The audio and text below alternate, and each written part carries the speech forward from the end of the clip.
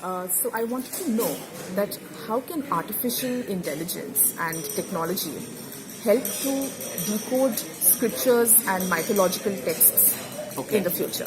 All right. So I will begin by saying that actually I don't have a great idea. Okay. So that's my upfront. That's very humble of you. upfront No explanation. problem. But I love speculations, Okay. and I think the great things come out of only bold speculations. So one area is where I think I'll bring that up. Rajesh Rao from one university, Washington or Washington University, Okay. and a few individuals from TIFR.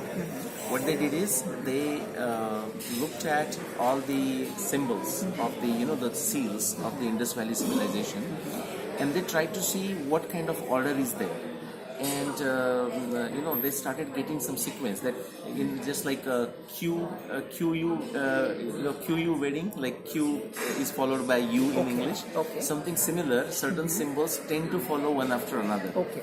And so trying to use that. So I'm not saying it's artificial intelligence, but when sort of a human mind has the limitations or the limited data, Right. this brute force method can start giving us some insights. Right. Because I was recently reading about how a group of researchers abroad have translated the Voynich manuscript, which was apparently one of the most difficult to decode manuscripts using artificial intelligence. And the manuscript, I think, had a mix of texts and images and all of that, and they were able to make some pretty interesting, progress. So the questions that come to my mind is that, let's say we're looking at, say, in the Indian context, strictly speaking, if you look at the Vedas, for instance, there's a lot of,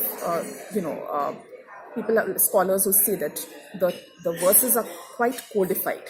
Yeah, they are. So, we don't really know what the real meaning of the codes is, because as you keep going deeper and deeper, you get new and new layers of meanings.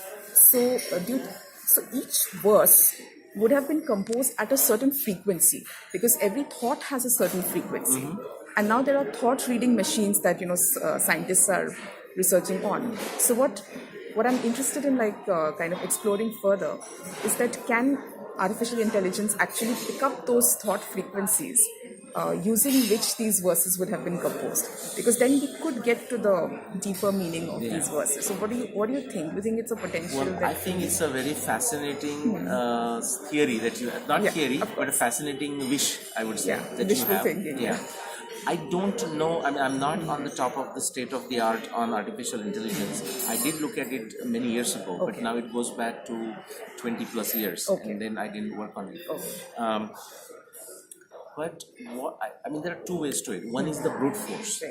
How can we use it? Just like I gave the example of this Indus Valley script. The second one, I am not sure, but I'll just give you an example. So, for example, if somebody says a statement, I have no enemies. Right. And so that can be interpreted in a different way, which means the person is so well behaved that he adjusts with everyone, therefore no enemies. Right. Or he has killed all his enemies. It could be the extreme ones. Now back to Rigveda, I honestly don't know what is available in artificial intelligence, if it can be used as is to decode it. But I'll give you an example. For example, as you said very correctly, there are different layers of meaning. Right. So take a prayer to Indra. And so it's just simply, if you look at it, I actually gave a presentation at a mini symposium last year, in March. So I'll say that verse, for example, Om Tvanno Asya Amate Rutakshudo O Abhishaste Ravasprudi Tvanna Uti Tava Chitraya Diya Shiksha Shachishta Gatavita. So this is the one verse actually I gave a lecture on. So this is a prayer to Indra, and it says, "Hey Indra, please give us that knowledge, train us with the skills, share your skills, so that we can get rid of amati, ignorance, get rid of the kshuda, the hunger, and get rid of the abhishastu, which is the disease, epidemics, and so on." And then he says, give these basic ones, and then create a web of skills for us. And he's defined as a pathfinder, coach, mentor. Now. So first method is simply just a prayer to Indra. But what I found in this one verse is essentially the whole science, if you want to call it Rigvedic method or Rigvedic science of pedagogy. Okay. How the teacher should be, what the student should be, what should be the curriculum, Okay. how the student should be evaluated, and so on. Now, what I don't know is how we can use the current state of artificial intelligence to say go beyond the grammar, beyond the Vyakaran to figure out those meanings. Right. It is possible in the sense of how we do it. Right. So how do we do it? I mean, because we use the Vyaptijna, our contextual knowledge of it, and we say what else this verse might mean.